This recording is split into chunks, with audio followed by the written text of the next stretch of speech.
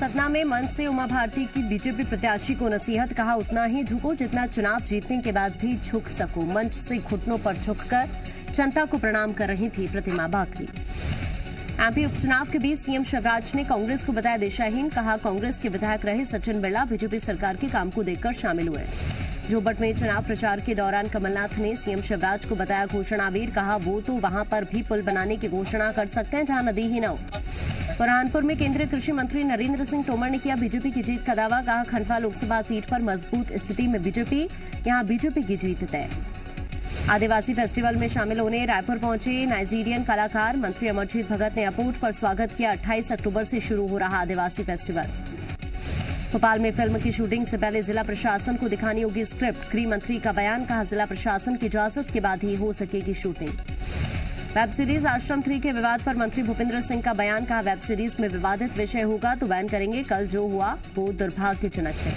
Web series आश्रम 3 विवाद पर कांग्रेस का आरोप, कहा उपचुनाव के कारण ध्रुवीकरण करना चाहती है बीजेपी को माफी मांगनी चाहिए। भोपाल में वेब सीरीज आश्रम 3 विवाद पर बोले विधायक रामेश्वर शर्मा, कहा हर बार हिंदू धर्म पर ही क्यों बनते हैं फिल्म। प्रकाश झा ने एमपी में कई फिल्में बनाई, कभी विरोध नहीं हुआ। सतना आए बीजेपी प्रदेश अध्यक्ष वीडी शर्मा ने दिग्विजय सिंह को बताया देश का सबसे बड़ा जयचंद, कहा जो सर्जिकल स्ट्राइक पर सवाल खड़े करे वो जयचंद ही हो सकता है।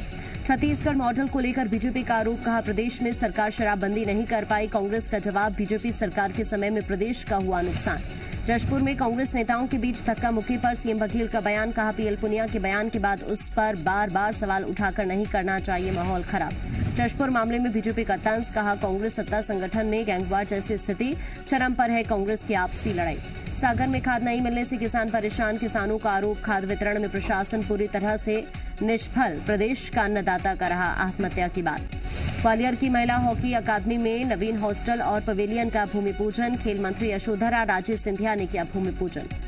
ग्वालियर में एक महिला पर लगा कई लोगों को जमानत देने का आरोप, फर्जी दस्तावेज के आधार पर देती थी जमानत। छत्तीसगढ़ तेलंगाना सीमा पर नक्सलियों से मुठभेड़, पुलिस ने 3 नक्सलियों को मार गिराया, मौके से AK-47 और राइफल बरामद।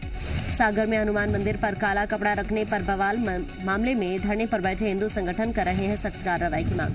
ग्वालियर में बीते 24 घंटे में मिले डेंगू के 108 नए मरीज, जिले में मरीजों की संख्या 1211, तो भोपाल में एक दिन में 7 नए मरीज मिले।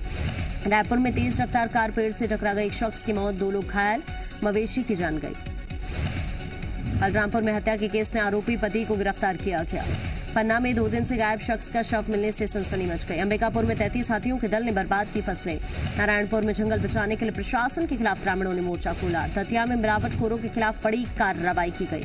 उज्जैन में 5 दिवसीय विक्रम उत्सव की शुरुआत हो गई है।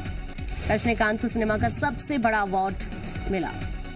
सिद्धार्थनगर से पीएम मोदी ने किया यूपी के 9 नए मेडिकल कॉलेज का उद्घाटन। गृह मंत्री अमित शाह के जम्मू कश्मीर दौरे का आज तीसरा दिन।